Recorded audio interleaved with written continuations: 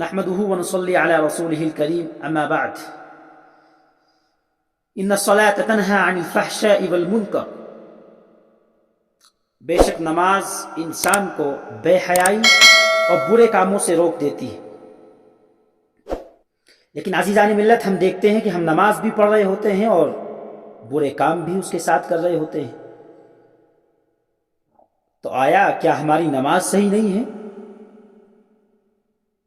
تو جی، اس کا جواب یہ ہے کہ ہماری نمازوں کے اندر کمی موجود ہے۔ اس لیے ہم لوگ نماز پڑھنے کے ساتھ ساتھ برے کاموں پر بھی لگے رہتے ہیں۔ اس لیے ضرورت ہے اس بات کی کہ ہم اپنی نمازوں میں خشوع خضوع پیدا کریں۔ خشوع خضوع اپنی نمازوں میں ہمیں پیدا کرنا ہے، اس کی کوشش کریں۔ خشوع کیا ہے؟ خضوع کیا ہے؟ خشوع خضوع کیا ہے؟ اس کو ذرا سمجھنے کی ضرورت ہے۔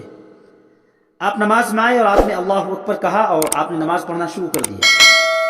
اب نماز جیسی آپ پڑھنا شروع کرتے ہیں تو اللہ کے نبی نے فرمایا کہ نماز میں انسان جب ہوتا ہے تو شیطان اس کے دل میں طرح طرح کے وساوس ڈالتا ہے، وسوسے ڈالتا ہے، تاکہ اس کا ذہن اور اس کی توجہ اللہ کی جانب سے ہٹ جائے اور دنیا کی طرف چلی جائے، اور اس کی نماز کما حق ہو نہ ادا ہو۔ یہ شیطان کی کوشش ہوتی ہے۔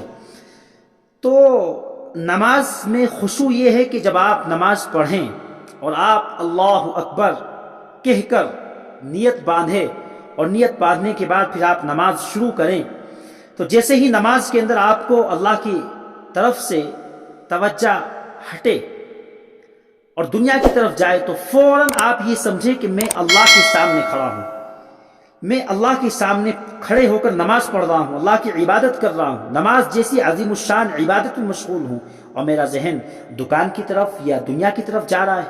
تو اس لیے آپ فوراً اپنے ذہن کو اللہ کی طرف متوجہ کریں، بس یہی خشوع ہے۔ جیسے ہی آپ کی توجہ نماز میں دنیا کی طرف جائے تو فوراً آپ اپنی توجہ کو اللہ کی طرف راغب کریں، اللہ کی طرف لے کر کے جائیں۔ میں تو نماز میں ہوں، میں تو اللہ کے سامنے کھڑا ہوں، میں نماز پڑھ رہا ہوں اور میری توجہ دنیا کی طرف جا رہی ہے۔ تو آپ یہ کریں گے تو اللہ تعالیٰ اس کی برکت سے آپ کی جو نماز ہے اس کے اندر خشوع خضوع آ جائے گا، اور پھر یہ نماز آپ کی کامل و مکمل بن جائے گی۔